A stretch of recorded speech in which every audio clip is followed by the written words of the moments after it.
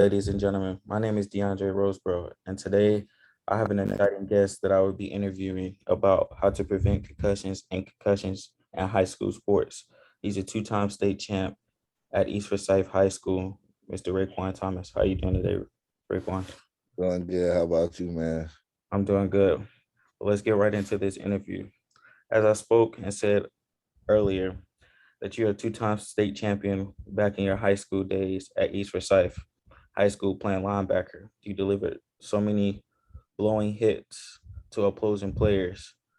Talk about the hits that you delivered and all the other different things that you did leading the defense to a championship. Just working hard in practice, keeping my head down, making a proper tackle, no helmet to helmet contact, reading on offense, communicating on defense, studying the other team offense, and just, working as a team and doing my part. Also, you said to speak on about concussion techniques. So talk a little bit about concussions. Do you remember your first time at East Forsyth during your 4 years when you had a concussion? Yeah, I remember getting a concussion in practice just due to improper tackling, helmet to helmet.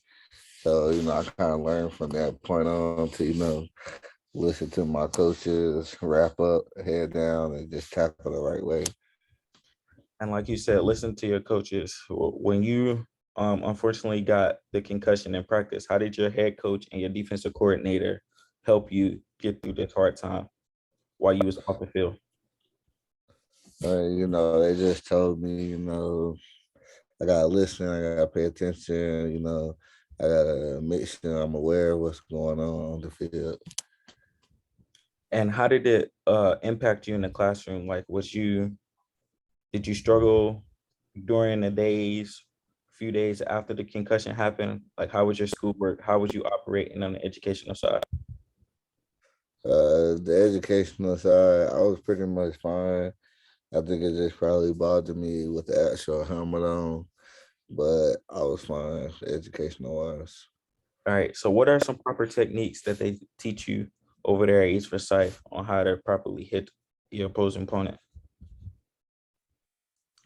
I mean, square your body up, lower your hips, dip your head, and tilt your shoulder leading first.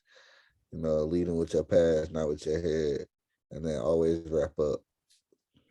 All right. So, do you believe that it needs to be more better technology at the high school level to detect concussions like they got at the collegiate and the professional level? I mean, of course, because high school football is very important and it's very competitive, just as college and pros. A lot of high school football games get sold out, so it's definitely popular. It definitely draws a lot of attention, and it builds the hype and momentum of the players that's playing. So, if we definitely want to protect all athletes, but even top athletes, to being able to play at the next level, you should definitely, expand the equipment and the technology. All right. Well, my final two questions to ask you is football season around the corner. What is some advice for these young athletes at any sport, not just only football, how to protect themselves from head injuries or any other type injuries in a contact sport? Uh, you know, Always read up on the rules, always study and always practice your formations and your techniques. Always try to make the right tackle, not the wrong tackle. Do the right thing on the field, off the field. And, hopefully you just protect yourself at all times that you're playing the game.